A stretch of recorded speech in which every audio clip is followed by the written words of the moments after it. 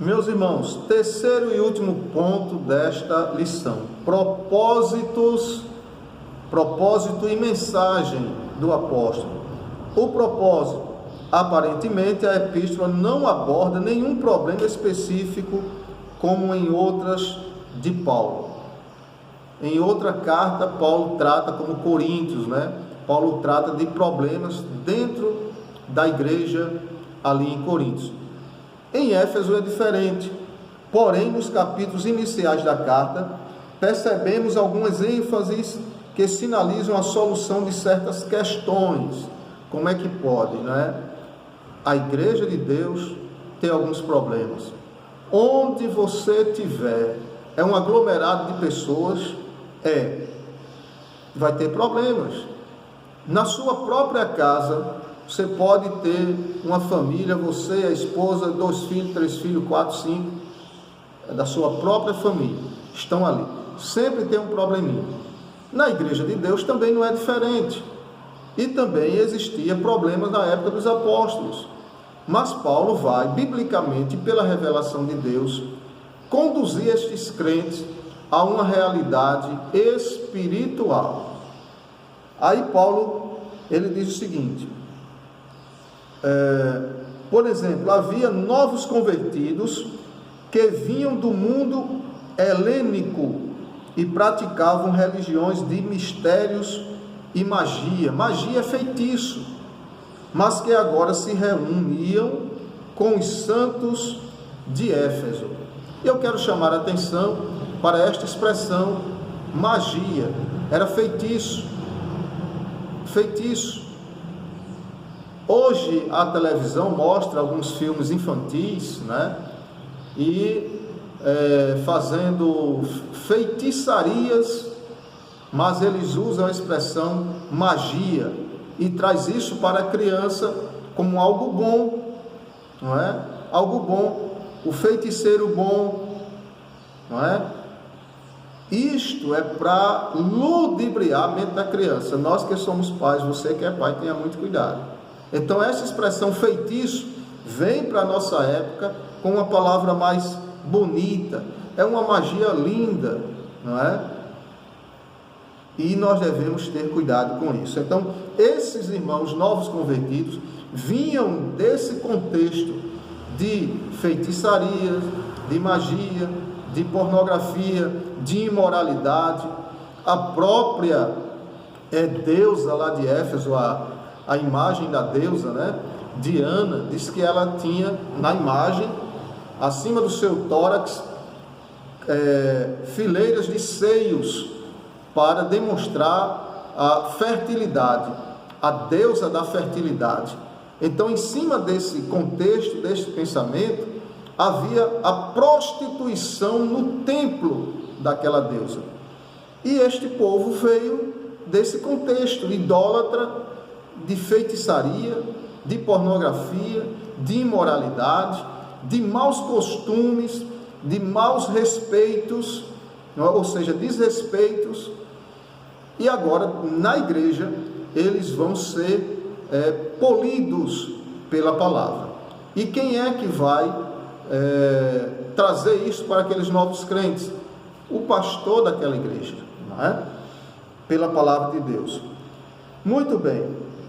Também é possível perceber outro tipo de ênfase do apóstolo.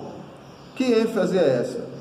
O passado daqueles cristãos era marcado pela imoralidade e bebedeiras, mas uma vez salvos pela graça, eles deveriam adotar um novo estilo de vida em Cristo Jesus. Atos capítulo 2, versículos 1 a 10. E é nesta carta, que o apóstolo Paulo agora, ele vai se despedir da igreja. No capítulo 20 deste livro, do livro dos Atos dos Apóstolos, Paulo reúne os anciãos da igreja, os pastores da igreja, que eram os presbíteros na época, que tomava conta da igreja de Deus. Paulo reúne eles e dá um conselho importante. Paulo diz: olha, eu vou deixar a igreja, vocês vão cuidar da igreja, agora vocês têm que ter uma grande responsabilidade. Eu não vou mais voltar, vocês não vão me ver mais, mas eu deixo as instruções para vocês. Eu quero somente ler com os irmãos Atos capítulo 20, versículo 28. Atos capítulo 20, versículo 28, versículo 17 em diante. Paulo reúne os irmãos de Corinto, os anciãos, para dar instruções àqueles homens. E no versículo 28 deste mesmo capítulo 20, ele diz assim: olhai por vós e por todo o rebanho, sobre que o Espírito Santo, alguém que diz que o Espírito Santo é a força ativa de Deus. Não. O Espírito Santo é Deus. E aqui Paulo traz aos anciãos da igreja a responsabilidade que o Espírito Santo deu a eles. Se o Espírito Santo é a força ativa de Deus, então ele fala, a força ativa fala, a força ativa pega, sente, não é? A força ativa, ela envia missionários, porque isso está tudo no livro dos Atos dos Apóstolos. Então, Paulo diz: olhai por vós e por todo o rebanho, sobre que o Espírito Santo vos constituiu bispos, pastores, para apacentardes a igreja de Deus, que ele quem? Deus, resgatou com seu próprio sangue. Neste texto aqui, Paulo diz categoricamente que Deus resgatou a sua igreja com seu próprio sangue. Então Paulo está dizendo que Jesus afirmando que Jesus é Deus. Então Paulo se despede dos anciãos da igreja. Destaca-se ainda uma preocupação com a unidade e a paz entre judeus e gentios. Eu disse aqui no início que a igreja de Deus é composta de judeus que creram em Jesus e gentios, que são aqueles que não são judeus. A igreja de Deus é composta desses dois povos, e a Bíblia diz: ambos os povos ele fez um. Amém? Muito bem. Destaca-se ainda uma preocupação com a unidade e a paz entre judeus e gentios cristãos, enfatizadas pelo plano universal da redenção para ambos. Capítulo 2, versículos 11 ao 18 de Éfeso. Deus quer a paz para todas as pessoas, e a paz está em Jesus, o seu Filho. Sob essas premissas, então, podemos considerar que uma das intenções do autor aos Efésios era de atender às múltiplas necessidades da igreja numa perspectiva pastoral.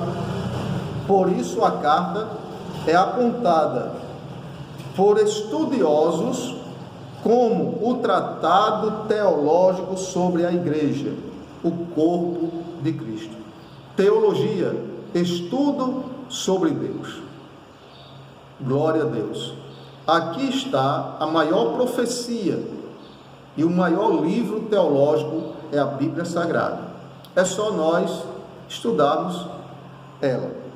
A mensagem da carta, a mensagem de Efésios, gira em torno de duas temáticas. Quais são? Jesus Cristo, a cabeça da igreja, conforme Efésios 1, 22, 4 e 15, 5 e 23. A igreja, o corpo de Cristo. Estas duas temáticas.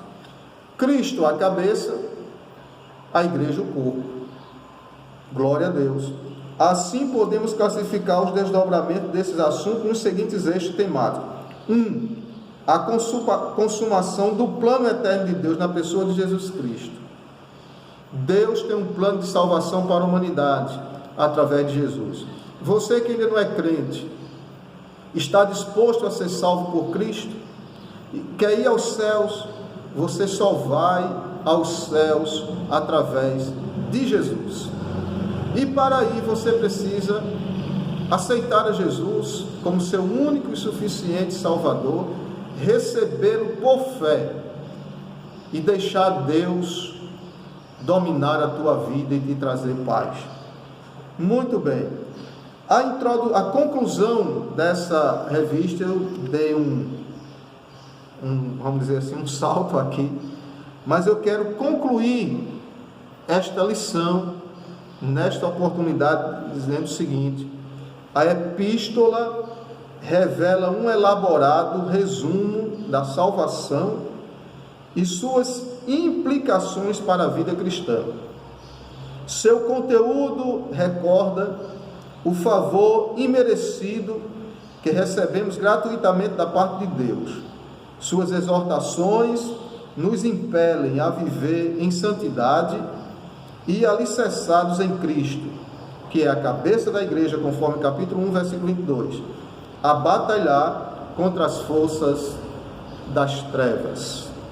Queridos irmãos, sirvamos ao Senhor Jesus.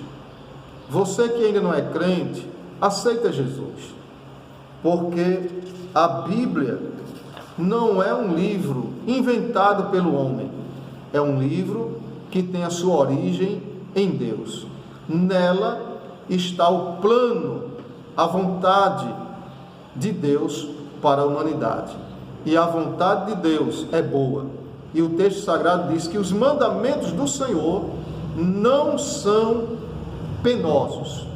Que Deus abençoe os irmãos, que Deus abençoe as irmãs.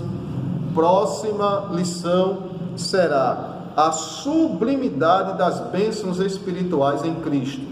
Nesta primeira, nós tivemos, por assim dizer, uma apresentação da epístola aos Efésios. Mas da segunda lição em diante, nós vamos aprender a mensagem bíblica, não é? A doutrina bíblica do que Deus quis revelar aos crentes de Efésios e para nós como igreja da atualidade. Então, na segunda lição em diante, nós vamos entrar justamente nas doutrinas bíblicas reveladas em Efésios. Então, a sublimidade das bênçãos espirituais em Cristo. Você, no final desta página, você vai ver um botão onde você pode nos direcionar a sua pergunta. Você clica no botão e faz a sua pergunta, e essa sua pergunta vai nos ser direcionada para o nosso endereço no WhatsApp, e nós iremos, em nome de Jesus, lhe responder. A paz do Senhor e até a próxima aula, se assim o Criador nos permitir. Deus os abençoe.